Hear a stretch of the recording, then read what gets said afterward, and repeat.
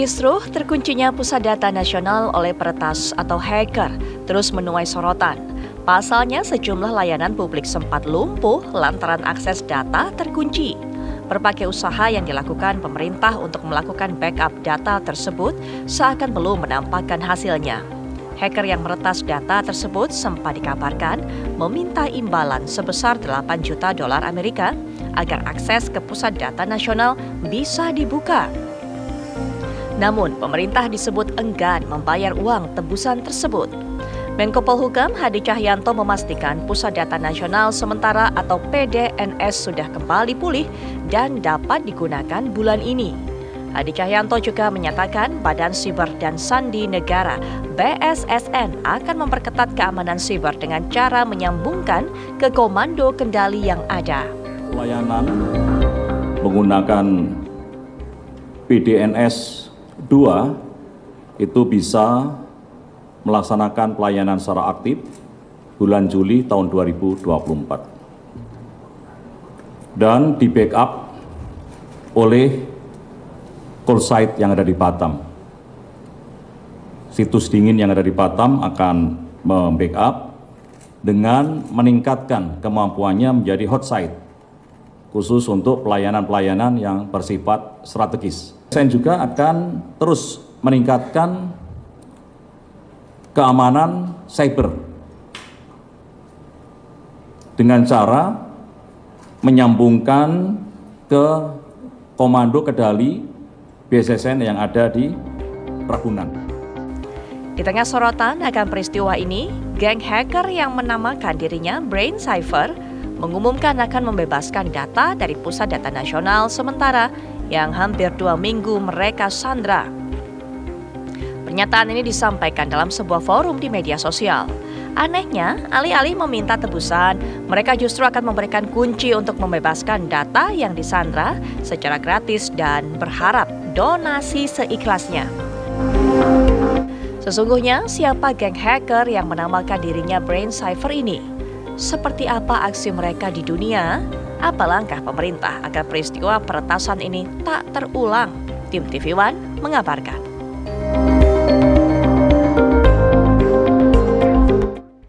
Dalam judul perbincangan kami malam hari ini, kami menyertakan 2 kata dagelan ransomware. Karena memang jujur saja untuk masyarakat awam termasuk kami ini, kami menilai apa yang terjadi ini terlalu aneh, terlalu janggal dan juga terlalu membingungkan. Bagaimana bisa sebuah geng hacker Brain Cipher yang kabarnya ini kemudian menghack data-data di Pusat Data Nasional dengan ini sistem yang begitu tinggi, Lockbit 3.0, dan juga kabarnya ini bukan satu-satunya negara yang diserang, tapi ada juga negara-negara lainnya dengan begitu mudahnya kemudian berniat untuk bisa memberikan kunci enkripsi pada hari Rabu esok. Padahal juga sebelumnya ia meminta uang tebusan yang begitu besar senilai lebih kurang 131 miliar rupiah, tapi kemudian berubah berganti menjadi donasi secukupnya. Ada apa ini?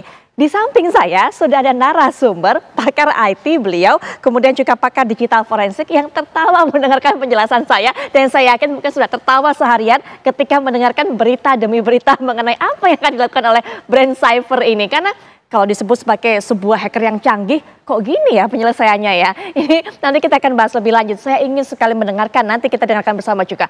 Apa pandangan dari Abah Abimanyu Wahyu Hidayat mengenai hal ini? Assalamualaikum warahmatullahi wabarakatuh. Selamat malam Abah. Tahan dulu ketawanya Abah, nanti kita jelaskan bersama. Baik, nah selain juga dengan Abah, ada juga para narasumber lainnya yang akan memberikan pandangannya juga. Bahkan sosok yang satu ini kabarnya juga bersurat, berkomunikasi dengan pihak hacker. Nanti akan dijelaskan juga kepada kita apa informasi yang didapat dari pihak hacker ini. Sudah hadir secara daring, ada Mas Ridho Rahmadi, Eskom MSC yang merupakan pakar IT. Assalamualaikum warahmatullahi wabarakatuh. Selamat malam Mas Ridho. Waalaikumsalam, selamat malam. Baik, dan juga selaku dari atau mewakili DPR juga Komisi 1 sudah hadir juga bersama kita melalui daring yaitu Bang Dev Laksono. Selamat malam Bang Dev. Pelaku DPR. Ya, betul Komisi 1 DPR ya, betul Bang Dev. Selamat malam, bisa mendengar suara kami dengan jelas. Baik, betul. baik, oke, baik. Suaranya keluar. Oke, kita akan terlebih dahulu mendengarkan sebenarnya sejauh ini komunikasi apa yang sudah dilakukan oleh Dr. Ing Ridho Rahmadi, Eskom MSC, yang kabarnya sudah berkirim surat ataupun juga setidaknya menjalin komunikasi dengan pihak Brain Cipher ini. Silakan Mas Ridho. Terima kasih. Selamat malam, saya ucapkan untuk yang di studio dan menyaksikan. Jadi sebenarnya karena berangkat dari rasa penasaran, kemarin ya 1 Juli itu saya langsung berkirim pesan saja lewat email, ya itu ada alamatnya mereka publish. Kemudian ya sekitar 3-4 jam dibalas, ya itu juga cukup mengagetkan. Dia memberikan satu link ya untuk ke dark web ya. Kemudian saya ikuti link tersebut, itu berisi pernyataan yang kemudian hari ini viral. Kan gitu. Jadi saya dapatkan kira-kira 1 hari yang lalu sesungguhnya. Di pernyataan itu, nah ini seperti yang kita lihat itu menyebutkan beberapa hal yang menurut saya sangat janggal. Intinya karena sangat bertolak belakang dengan apa yang biasa mereka berikan ketika mereka melakukan serangan. Mereka mengirimkan target-target, intinya minta tebusan. Dan kita juga tahu kemarin ada istilah tebusan sampai $8 juta yang relatif lebih besar. Ya sebenarnya ketimbang dengan serangan-serangan ransomware yang biasanya. Tapi fokus ke sini, dari situ saya melihat ini sesungguhnya ada hal yang sangat janggal. Ya. Kemudian yang tadinya meminta tebusan sekarang malah memberikan secara cuma-cuma. Ini kan sangat janggal. Nah sejak awal saya termasuk yang tidak percaya. Ya ini serangan ini benar-benar pure. Jadi saya memberikan satu alternatif ataupun hipotesis bahwa ini adalah sesuatu yang dipesan. Jadi menurut saya ada beberapa hal yang terlibat, termasuk broker untuk membuka inisial akses ke dalam sistem PDN, kemudian masuklah Brain Cipher ini kemudian untuk menguji data dengan Logbit 3.0 tadi. Nah kira-kira itu menjawab sejauh mana komunikasi saya tadi. Baik. Mas Ridho mungkin juga bisa dijelaskan kepada masyarakat, apalagi kami juga masyarakat awam, ini mungkin ini merupakan hal yang baru bagi masyarakat awam. Sehingga tadi ketika Mas Ridho mengatakan ada yang janggal bahwa kemudian memperkirakan atau menduga ini sepertinya ada pesanan. Kenapa kemudian berpikir seperti itu dan pesanan itu pesanan seperti apa sebenarnya Mas Ridho? Ya, jadi biasanya sekali dia mengumumkan, yaitu akan dilanjutkan gitu. Kemudian kedua tadi secara besaran itu tidak lumrah, ya relatif lebih besar. Jadi saya melihat ada lokal afiliator yang menjelaskan bahwa ini memang data pemerintahan Indonesia. Nah melihat hari ini saya malah lebih mantap itu bahwa afiliator ini memang termasuk yang memesan tadi. Jadi kira-kira targetnya jelas. Ya. Jadi ketika mereka masuk sistem itu tidak lagi mereka-reka ini. Di mana ini ya? Ini di ternyata PDN Indonesia gitu. Tidak. Ini sudah ditargetkan nah, gitu. Oke. Nah, kemudian dari yang saya lihat kemudian skenarionya itu adalah meminta Brain Cipher ini untuk kemudian saya yakin mereka sudah dibayar ya. Sudah ada bayaran lah, tebusan atau bayaran. Kemudian dengan syarat mengumumkan bahwa ini for free ya, kunci untuk decryptnya saya melihat kedua ini ada kemungkinan ya bahwa kunci yang diberikan itu tidak bisa membuka seluruhnya ataupun memang ada sudah sebagian data yang dihilangkan gitu. Baik, Mas Ridho mengatakan 1 pesanan 2 lokal afiliator. Nah ini juga cukup membuat kami penasaran juga. Kalau memang ini dugaannya pesanan seperti yang Mas Ridho katakan, siapa yang diuntungkan dengan pesanan ini dan apa tujuannya memesan ini? Begitu Mas Ridho. Kemudian yang masalah lokal afiliator, apakah memang artinya yang memesan serangan ataupun juga hacking ini adalah pihak yang ada di dalam negeri sendiri atau mungkin pihak lokal yang punya kepentingan data dengan pusat data nasional? Begitu Mas Ridho? Ya, jadi tentu yang ingin datanya ini dihilangkan, jangan sampai ke publik kan itu berbahaya bagi mereka. Nah, kemudian tadi untuk membuka jalur ke PDN tadi dan kemarin sudah muncul di berita, ya itu ada dugaan, ya ada orang dalam. Ini yang saya mungkin kemarin sampaikan 3 hari yang lalu. Ya, ini ada menurut saya ada brokernya yang membuka pintu masuk, kemudian yang memesani tentu yang ingin data-data tertentu hilang. Ya. Nah, kemudian saya melihat juga, menurut saya Ini high profile ya. Tadi saya sampaikan di video yang saya posting itu, ini mungkin kelompok elit gitu ya, punya kekuatan politik, punya kekuatan finansial, yang tidak melibatkan langsung Kemkominfo, ya, Telkom, BSSN secara lembaga. Sehingga kemarin kita lihat ketiga lembaga ini, ya, ketika di DPR itu, saya amati betul 3 jam rapat kerja dengan DPR Komisi 1, ya, ada Mas Dev juga. Ini mereka seperti lempar tanggung jawab, ya, tidak mengerti, sangat kebingungan. Itu yang saya lihat. Oh, ini mereka tidak dilibatkan sesungguhnya. Jadi mereka memang masuk langsung ke posisi-posisi kunci secara teknis tadi. Baik, jika kemudian Mas Ridho tadi menduga akan atau ada pesanan kelompok elit ini yang ingin datanya dihapus, apakah kemudian juga ada dugaan atau bisa memprediksi, Mas Ridho, data mana atau data apa yang sebenarnya ingin dihapus? Ya, kita lihat ini kan ada 577 instansi pemerintahan ya yang terdampak 200-an ya. Kemudian itu mulai dari 56 kementerian ya, mungkin data-data yang bersifat catatan kasus ya, data-data yang bersifat pribadi dan segala macam, bahkan mungkin imigrasi dan seterusnya. Baik. Ya, ini muncul banyak pikiran-pikiran lah itu yang mungkin akan ingin dihilangkan oleh kelompok-kelompok tertentu. Gitu. Oke, baik. Abah, brand Cypher ini sebenarnya seperti apa mereka? Sepak terjangnya seperti apa selama ini? Apakah memang bisa melayani pesanan-pesanan seperti ini, Abah? Semua aktivitas selalu ada kepentingan, ada kebutuhan. Simpelnya gitu ya. Kita kalau di sini nanti ngomongin satu orang yang di luar dari subjek yang kita lebih utama adalah si PDN ya. Kita malah mau ngomong seolah si pelaku nih, gitulah saya bilang. Sekarang semua pelaku selalu mempunyai kebutuhan dan kepentingan, ya. Kepentingannya adalah pertama soal kenapa dia harus mau melakukan sesuatu, apa dia melakukan penyerangan, apa dia harus mau melakukan pencurian, itu semuanya ada suatu kepentingan. Jadi kalau memang kepentingannya terhadap data, pasti akan melakukan pencurian dulu, bukan pemblokiran. Oke, pengambilan data, karena semua pelaku tahu bahwa mengambil data, memiliki data jauh lebih baik daripada merusak. Baik, ya, baik. Itu angka yang paling mudah, itu pemikiran di situ satu. Kemudian yang kedua adalah menyampaikan kebutuhan. Oke, kebutuhan di sini tentu menyampaikan bahwa kenapa saya lakukan ini, ya, dan kemudian apa yang saya inginkan.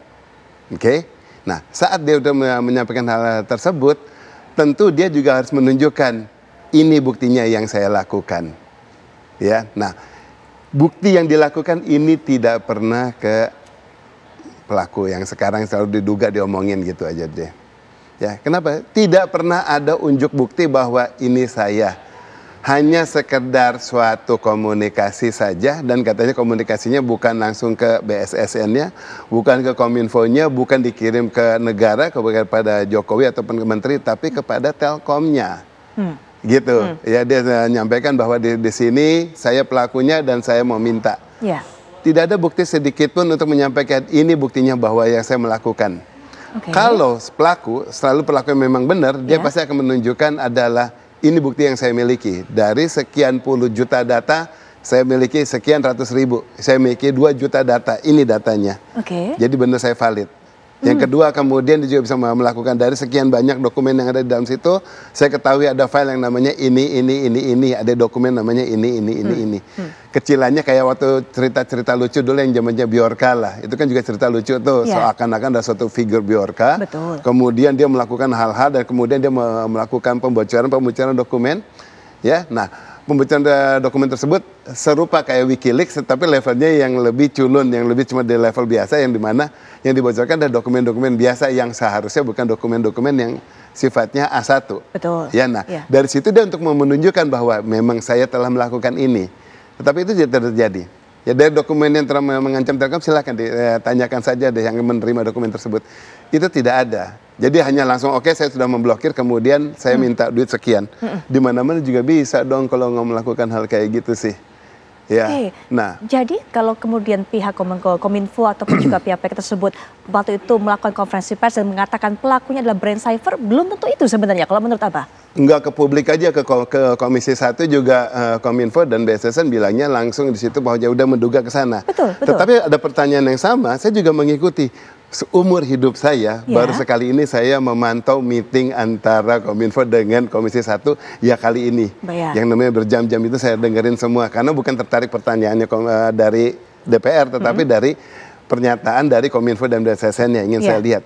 Nah, yang diutarakan adalah mereka memastikan sudah bahwa ini yang dari luar, hanya memastikan, tetapi tidak ada kata-kata satupun dari pihak BSSN bahwa dia sudah memeriksa dan memastikan bukan orang dalam arti misalnya petugas Telkom ataupun yang pengelola gedung data centernya, ya udah pastikan, sudah memeriksa semuanya orang Telkom, dipastikan bukan.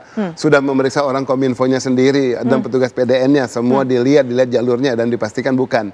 Ya, kemudian baru dilihat lagi pihak-pihak yang lain, misalnya vendor-vendor terkait, ataupun kemudian harusnya memeriksa juga para tenan-tenan terkait, para pengguna data center tersebut. Telkom kan itu data centernya dipakai berbanyak institusi, nggak hanya satu perusahaan juga. Nah, bisa aja bocor dari sana, gitu kan, harusnya dilakukan pemeriksaan. Hal yang kayak gitu harusnya bisa dijabarkan oleh pihak BSSN. Tetapi ini tidak, tahu-tahu jgreng aja cari kambing hitam, langsung kemudian hanya menunjuk. Artinya memang SOP-nya tidak dilakukan atau sebenarnya tutup mata saja sekedar asal memberikan pernyataan inilah yang pelakunya. Bagaimana, bukan SOP-nya tidak dilakukan, artinya ya tinggal hanya untuk mencari aja suatu nama yang untuk disalahkan, tetapi yang penting bukan orang dalam, nggak mau kasih lihat bahwa ini adalah kebocoran orang dalam. Nggak ada berani pernyataan yang seperti itu. Padahal sangat mudah kalau kejadiannya sekarang ini, ya yang namanya masih sampai melakukan pemblokiran sistem, kemudian akses data internal itu blank terhadap server yang dikelola sendiri secara hardware di depan mata, bisa dikelola, tinggal cabut kabel, cabut wifi. Berapa kali saya utarakan, sepenuhnya kita bisa punya kontrol terhadap hal ini, tetapi itu tidak bisa dilakukan. Itu bisa dilakukan, padahal tinggal sekarang semudah minimal, aksesnya adalah terhadap umpamanya dari operating system. Kalau orang pinter yang bikin PDN, dia akan memisahkan yang namanya aplikasi dengan database. Ya, sudah dipisahkan, segala kontrol semuanya dari level aplikasi dan database. Jadi ini nanti dia akan melihat apakah ini serangannya database-nya apa kepada aplikasinya. Kalau data masih aman bisa digeser, bisa dibuka. Database-nya sudah dienkripsi, tidak ada mirroring servernya terhadap database. Masa ya dua-duanya dienkripsi, tidak ada backupnya, gitu loh. Di sini lebih jelas adalah bukan sebagai pelaku, tapi kelemahan si pengelola. Baik, Abah. Tahan mungkin sampai di situ. Nah, mengenai ada kelemahan di pihak pengelola, Kominfo, BSSN, mungkin juga ini bisa menjadi sebuah kritikan dari pihak DPR, karena Bang Dev ini juga bertemu langsung dan kemarin mendengarkan juga bagaimana keterangan yang mereka sampaikan. Silakan Bang Dev. Ya, yang mereka sampaikan kalau mereka mengatakan itu kelalaian. Tapi kalau dari pimpinan kami itu mengatakan adalah sebuah kesalahan yang fatal, ya, lebih dari kelalaian dalam melaksanakan tugas. Tapi ini seperti antara buta atau ketidaktahuan dalam cara menjalankan fungsinya. Kok bisa sampai tidak membackup data sebanyak itu? Jangan bersembunyi di belakang bahwa tidak ada compliance kah, tidak ada aturan segala macam. Semestinya itu dari SOP-nya kan mereka mengatakan bahwa ini pengamanannya tier 4. Tier 4 itu kan tier tertinggi. Semestinya kalau dalam first level itu dalam hitungan menit, bahkan bukan hanya jam, ketika ada yang menghack ke PDN kita, ya, itu sudah bisa dikembalikan kali lagi kendalinya. Jadi jangan sampai dikunci, dienkripsi. Itu satu, dan dua, dan mestinya begitu ada masalah bisa langsung di switch ke database backup. Nah, ini yang kita pertanyakan, ini sebenarnya bukan hanya saja SOP, tapi mitigasinya itu sebenarnya tidak ada. Sementara kita berulang kali menghadapi permasalahan-permasalahan yang serupa, data dicuri, ada hacker. Jadi kan bukan pertama kali, ini berulang kali. Padahal kita ini terus mendorong ke ekonomi digitalisasi. Ini merupakan salah satu concern utama dari pemerintahan saat ini yang akan dilanjutkan ke pemerintahan berikutnya. Nah, jadi kelalaian-kelalaian ini bisa membahayakan pemerintahan, baik itu transisi ke depannya ataupun pembangunan ekonomi Indonesia digitalisasi Indonesia ke depan ini. Baik, Bang Dev, nanti di segmen selanjutnya kita juga akan minta pandangan Bang Dev. Selain tadi nanti melanjutkan juga masalah mitigasi dari kelalaian ini, tapi juga bagaimana dengan dugaan-dugaan ini bahwa adanya pesanan dari serangan hack ini dan juga kejanggalan yang dinilai oleh masyarakat. Kemarin sempat minta uang tebusan, tapi kemudian menjadi donasi gitu. Tapi nanti Bang Dev, kemudian juga Mas Ridho ataupun juga Abah akan berikan pandangannya setelah jeda. Berikut ini kami segera kembali. Baik pemirsa, kami akan bawa Anda melihat bagaimana pernyataan dari Menko Polhukam Hadi Cahyanto. Dalam pernyataannya menyebutkan dari hasil forensik pun kami sudah bisa mengetahui bahwa siapa user yang selalu menggunakan passwordnya dan akhirnya terjadi permasalahan-permasalahan yang sangat serius ini. Baik, itu yang dinyatakan Menko Polhukam. Ada pandangan mengenai pernyataan Menko Polhukam ini? Sudah tahu siapa yang menggunakan usernya dari data-data ataupun juga password yang digunakan, Abah? Kalau password yang digunakan kemudian tahu, saya tanyakan sama Menko Polhukam kenapa nggak mulai melakukan investigasi ke negara-negara lain. Karena aplikasi operating system semuanya yang digunakan di kita, itu juga digunakan berbagai negara lain. Jadi kalau bisa menembus passwordnya seseorang, tahu dia dalam lokal di sini, ilmu yang sama digunakan untuk menembus dan kemudian ngecek informasi intelijen dari negara-negara yang lain. Indonesia bisa kaya tuh pemerintahnya, kemudian badan intelijennya bisa mempunyai semuanya aksesibilitas kepada yang lain-lain. Jadi nggak terlalu lah, saya nggak bisa bilang enggak ataupun enggak ya. Tetapi tergantung, kalau dibilang ada 1-2 orang yang saya bilang, oh saya tahu passwordnya, ya mungkin kenal sih. Tapi kalau kemudian BSSN semuanya mengetahui password semua orang, sama ini kan banyak kejadian juga koruptor-koruptor semuanya yang kemudian menggunakan data-data semuanya juga bermain-main password di situ, apa sementara ini nggak kebongkar. Kalau bisa kebongkar semuanya dong dibongkar. Nggak hanya satu akses yang kayak gini. Iya, Abasnya kemudian dengan apa yang terjadi pada hari ini semakin menguat dugaan bahwa ini sebenarnya permainan orang dalam. Betul seperti itu, Abah? Gini, pertama saya bilang dulu ya, soal kalau membongkar password, itu semua password itu ada namanya proteksi. RSA, AES, 256, 128, wah terlalu teknis kalau saya sampaikan. Ya. Itu kalau mau membongkar satu saja, membongkarnya nggak kemudian cuma ngintip, oh dari bintang-bintang jadinya, oh ABC, nggak gitu. Itu benar-benar yang namanya membongkar itu mau pakai aplikasi yang mau komputer tercepat di dunia sekalipun, masih butuh bertahun-tahun untuk sampai mendekripsi suatu enkripsi yang terproteksi dengan AES, RSA dan lain sebagainya. Ya, nah sekarang kalau itu bisa ditembus berarti kan juga begitu mudah bisa melakukan pembongkaran semua isu-isu. Nah kalau dibilang sekarang yang di sini tadi menjawab Mbak Putri bahwa di sini kemudian siapa sih sumbernya gitu ya permasalahannya. Dasarnya nggak backup itu doang. Dasarnya tidak melakukan backup. Kalau melakukan backup tidak pernah ada masalah yang kayak gini. Mau dihancurin sekalipun, jangankan dihancurin, guyur air panas tuh harddisk. Sampai meyot, sampai jadi bulat dari kotak sampai bulat. Kita tinggal buang harddisknya, kita tinggal restore pakai harddisk yang baru. Tinggal pasang harddisk yang baru, restore database-nya up and run. Langsung kemudian semua beres. Ya, kalau umpamanya hancur, ada jalanin tahapan 6R. Removal, reinstall, rebuild, kemudian recovery, kemudian restore, kemudian restrain. 6 langkah ini yang harusnya dilakukan. Kalau dicari di internet nggak ada. Ini metode saya yang biasanya kalau saya melakukan recovery, tahapannya kayak gini. Nah, tahapan ini bisa dilakukan kalau saya memang bisa ngomong gini, berarti memang dilakukan semua orang juga. Metode sama-sama orang-orang IT semuanya sama, cuma saya mempolakan aja. Tetapi kalau langkah di sini masa semua orang-orang IT bisa melakukan hal yang kayak gini, sementara PDM segitu semua nggak ada. Ya karena nggak bisa. Karena mereka tidak ada backupnya. Nah, backup kemudian bangganya Menteri langsung saja bilang yang Budi Ari pada saat di rapat dengan Kominfo menyatakan bahwa dia sudah menemukan bahwa Menteri yang terdahulu menyatakan backup itu harusnya dinyatakan ternyata opsional. Sedangkan Budi Ari mulai bilang sekarang backup itu harus mandatori. Dengan bangga itu di Komisi 1 mengutarakan di situ. Itu malah salah. Gitu loh. Kalau umpamanya itu sekarang saya mengutip pernyataan Ibu Mutia Hafid ya yang waktu itu bilang kalau Kominfo itu melakukan langkah yang kebodohan nggak punya backup dan solusi yang diberikan sekarang melakukannya mandatori itu juga menunjukkan semakin ada kebodohannya. Kenapa kebodohan? Beliau itu diangkat jadi Menteri Kominfo bukan baru kemarin ini kan, tetapi dari yang sejak dia mulai menggantikan Pak Plate, di situ harusnya orang yang concern dia melihat area-area yang kritis di area dia, di situ dipastikan bahwa backupnya itu kemudian harusnya memang udah harus mandatori. Nggak nunggu sampai ada masalah baru memastikan itu mandatori apa opsional. Itu satu. Yang kedua, kalau dia umpamanya dia bilang yang dulunya adalah opsional, ketentuannya dari Pak Plate, kan di bawahnya Pak Plate juga ada dirjennya, ada staff-staffnya, ada orang-orang IT-nya juga di Kominfo. Masa semuanya menyetujui bahwa backup itu harus opsional? Padahal yang benar adalah mandatori. Masa ya nggak ada yang mengkoreksi menterinya? Baru yang sekarang seorang menteri bilang, oh itu harusnya mandatori, jebret, semuanya ngikut. Ini masa cuma pintar satu menteri doang, satu Kominfo? Enggak lah, yang pintarnya semua kan. Tetapi ini sadar suatu hanya diambil sebagai suatu alasan saja. Dan yang lebih dipastikan lagi bahwa hanya dibilang mandatori udah beres. Padahal salah. Walaupun backup itu mandatori, frekuensi backupnya harus dipastikan. Jangan mandatori kemudian 6 tahun sekali, tetapi mandatori itu harus benar-benar setiap hari sekali. Dan kemudian harus melakukan offsite backup. Jangan hanya disimpan di data center yang sama, harus ditarik keluar. Pernyataan langkah-langkah ini tidak ada yang disampaikan oleh Pak Menteri.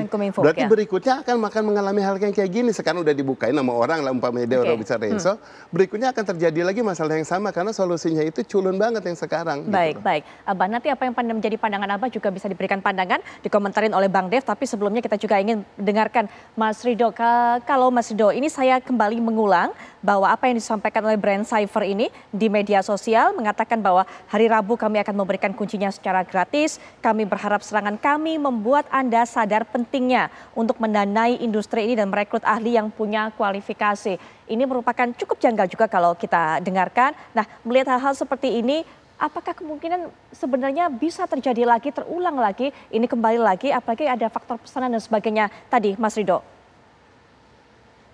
Ya, terima kasih, Pak. Kalau pertanyaannya apakah mungkin terulang kembali, menurut saya sangat mungkin. Ya, ini bukan pesimistis, tapi 2 hari ini saya itu menghabiskan waktu ya terutama menyelami Bridge Forum itu. Di tengah-tengah kita ini masih dibingungkan dengan kasus PDN itu kemarin hanya dalam 6 jam ya dini hari itu ya, itu ada 3 ya data dari instansi yang sangat penting. Ada Inavis, sebelumnya ada BAIS ya, ada BAIS, kemudian catatan saya langsung melihat langsung itu ada dari BIN, dari Polri, dari Inavis. Jadi 4 itu yang penting yang datanya itu ditawarkan. Ya. Berikut sampel-sampelnya dan saya lihat langsung apakah benar sampelnya.